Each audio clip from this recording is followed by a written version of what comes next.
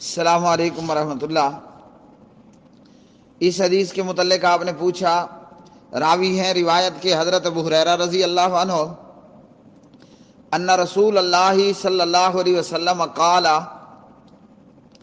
پیارے نبی صلی اللہ علیہ وسلم نے فرمایا یقول اللہ، اللہ سبحانہ و تعالیٰ فرماتا ہے۔ یہ حدیث قدسی ہے۔ حدیث قدسی وہ ہوتی ہے جس میں یہ الفاظ ہوں کہ اللہ تعالیٰ یہ فرماتے ہیں، نبی پاک علیہ السلام فرمائیں۔ اچھا جی، اللہ تعالیٰ کیا فرماتے ہیں؟ اللہ سبحانہ و تعالیٰ فرماتے ہیں اذا اراد عبدی ان یعمل سیئۃ، جب میرا بندہ کسی گناہ کے کرنے کا ارادہ کرے، فلا تکتبوہا، تو فرشتوں تم نے اس کو لکھنا کوئی نہیں ہے۔ سبحان اللہ، ایسا رب ہو اور ہم جہنم جائیں، یہ ہو ہی نہیں سکتا انشاءاللہ۔ اذا اراد عبدی ان یعمل سیئۃ، اللہ تعالیٰ فرشتوں سے کہہ رہا ہے کہ جب میرا بندہ برائی کا ارادہ کرے، کوئی بھی برائی آپ دیکھ لیں، فلا تکتبوہا علیہ حتی یعملہا، فرشتوں تم نے وہ گناہ لکھنا نہیں ہے جب تک کہ میرا بندہ کر نہ لے۔ فَإِنْ عَمِلَهَا فَاكْتُبُوهَا بِمِثْلِهَا، اگر وہ کر لے تو اتنا ہی لکھو جتنا اس نے گناہ کیا۔ مثال کے طور پر گناہ کیا ہے 1 پاؤ کا، 1 کلو کا، تو اتنا ہی لکھو۔ وَإِنْ تَرَكَهَا مِنْ أَجْلِي فَاكْتُبُوهَا لَهُ حَسَنَةً۔ سبحان اللہ، ایسا رب ہو اور ہم توحیدی جہنم چلے جائیں، یہ ہو ہی نہیں سکتا انشاءاللہ۔ تو اللہ تعالیٰ فرماتے ہیں فرشتوں اگر میرا بندہ میری وجہ سے گناہ چھوڑ دے، گناہ بالکل تیار ہے، زنا ہے، چوری ہے، وغیرہ وغیرہ، یا کسی غیر محرم عورت کو تاڑنا ہے، جو بھی گناہ کر لیں آپ، اگر میرا بندہ میری وجہ سے، میری عزت و جلال کی وجہ سے، میرے خوف اور میرے ڈر کی وجہ سے اگر وہ اس گناہ کو چھوڑ دے کہ نہیں کرتا جی اللہ مارے گا، ٹھیک ہے جی، تو پھر کیا ہے؟ پھر اللہ نے فرشتوں کو حکم دیا اس کے لیے نیکی لکھ دو، اس کے لیے 1 نیکی لکھ دو۔ کیوں؟ کہ بندے نے اپنے پروردگار کے ڈر اور تقوی اور خوف کی وجہ سے گناہ کو چھوڑ دیا۔ اور یہاں میں بریکٹ میں ایک اور حدیث بھی ایڈ کر دوں، سبحان اللہ۔ وہ حدیث یہ ہے کہ اللہ سبحانہ و تعالی کل قیامت کے دن چند خوش نصیب قسم کے لوگوں کو اپنے عرش کا سایہ عطا کرے گا۔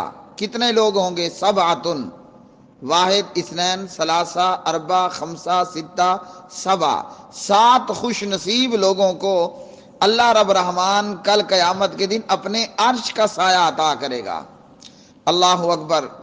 اور ان میں وہ نوجوان بھی ہوگا جسے حسن و جمال والی، پیسے اور دولت والی اور حسب و نسب والی، ہاں جی، بے مثال حسن والی عورت اسے کہتی ہے کہ آؤ میرے ساتھ برائی کرو، زنا کرو، اسے وہ دعوت گناہ دے، مگر یہ نوجوان کہتا ہے انی اخاف اللہ، میں تمہاری ڈیمانڈ پوری نہیں کر سکتا کیونکہ مجھے میرے رب کا خوف ہے، میں اپنے پروردگار سے ڈرتا ہوں، میں اپنے پروردگار کا خوف رکھتا ہوں۔ تو اللہ تعالیٰ اس نوجوان کو کل قیامت کے دن اپنے عرش کا سایہ نصیب فرما دے گا۔ اللہم اجعلنا منہم۔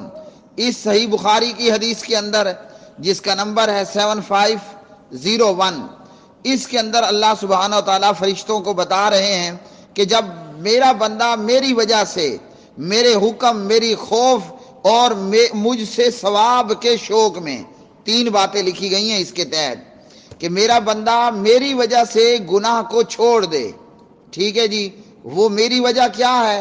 اللہ سبحانہ و تعالیٰ کا حکم ہے برائی مت کرو، اللہ کا ڈر اور خوف رکھتے ہوئے بندہ گناہ نہ کرے، اور اللہ سے ثواب کی امید کے اندر بندہ گناہ کو چھوڑ دے۔ اللہ وحدہ لا شریک کیا فرماتے ہیں؟ فَاكْتُبُوهَا لَهُ حَسَنَةً، میرے بندے نے چونکہ میری وجہ سے گناہ چھوڑا ہے اس لیے اس کے اعمال نامے میں 1 نیکی جو ہے وہ لکھ دو۔ وَإِنْ أَرَادَ أَنْ يَعْمَلَ حَسَنَةً فَلَمْ يَعْمَلْهَا فَاكْتُبُوهَا لَهُ حَسَنَةً، اور اگر میرا بندہ ارادہ کرتا ہے نیکی کرنے کا مثال کے طور پر میں نیکی کا ارادہ کرتا ہوں کہ میں طواف کر لوں، یا میں 2 نفل نماز پڑھ لوں، یا میں جا کر حج کر لوں، یا میں عمرہ کر لوں. وَإِنْ أَرَادَ يَعْمَلْ حَسَنَةً فَلَمْ يَعْمَلْهَا، لیکن وہ میں نیکی کر نہیں پاتا. میرا ارادہ بنتا ہے کہ میں یہ نیکی کا کام کروں، لیکن میں کر نہیں پاتا.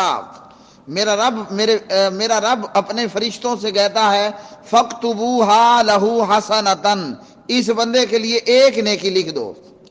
حالانکہ نیکی کی نہیں ہے، لیکن پھر بھی فرمایا کہ اس کے لیے ایک نیکی لکھ دو. اور فرمایا فَإِنْ عَمِلَهَا، اگر یہ وہ نیکی کر لے، اس نے ارادہ کیا تھا کہ عمرہ کروں اور عمرہ کر بھی لیا، اس نے ارادہ کیا کہ 2 نفل پڑھ لوں اور 2 نفل پڑھ بھی لیے، اس نے ارادہ کیا کہ اللہ کی راہ میں 100 روپیہ دے دوں اور اس نے دے بھی دیا. فَإِنْ عَمِلَهَا، اگر اس نے وہ نیک عمل کر لیا ہے، فَاكْتُبُوهَا لَهُ بِعَشْرِ أَمْثَالِهَا إِلَى 700 ضِعْفٍ. سبحان اللہ. پھر 10 سے لے کر 700 گنا تک اس کے اعمال نامے میں ثواب لکھ دو. اور یہی بات قرآن مجید میں ہے من جاء بالحسنۃ فلہ 10 امثالها، ایک نیکی کرو اللہ سے بدلے میں 10 نیکیوں کا ثواب پاؤ. یہ تو ایک عام نارمل ثواب ہے. ایک نماز پڑھنے پر کتنی نمازوں کا ثواب ہوگا؟ 10 نمازوں کا ثواب ہوگا. ہم نے بحمدللہ نماز فجر باجماعت ادا کی، یہ ایک ثواب نہیں ہے، ہمارے اعمال نامے میں 10 نمازوں کا ثواب لکھ دیا گیا. انشاءاللہ ہم پھر ظہر جماعت کے ساتھ، پھر عصر جماعت کے ساتھ، پھر مغرب جماعت کے ساتھ، پھر عشاء جماعت کے ساتھ، جب ہم 24 گھنٹوں میں پڑھیں گے 5 نمازیں، ہمارے اعمال نامے میں ثواب لکھا جائے گا 50 نمازوں کا. ایک عمرہ کریں گے اللہ نے 10 عمروں کا ثواب دینا ہے.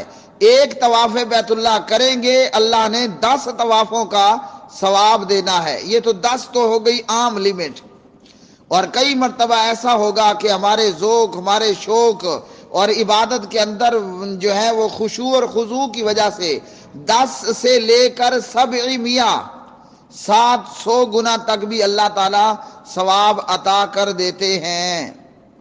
سبحان اللہ. یہ حدیث ہے کہ ایک ہیرا ہے.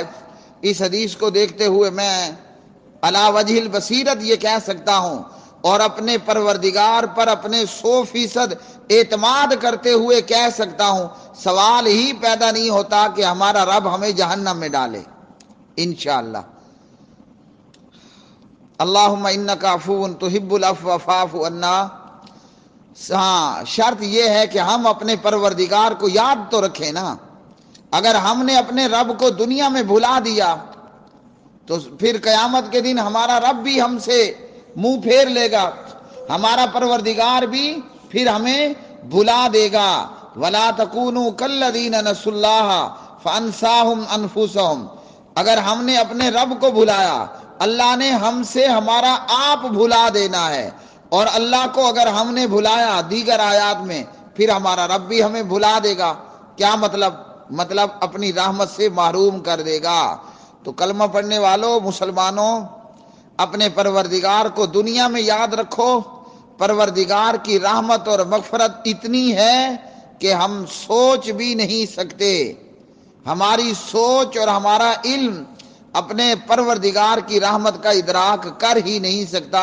وہ رب اتنا مہربان ہے، اتنا مہربان ہے کہ سبحان اللہ سبحان اللہ.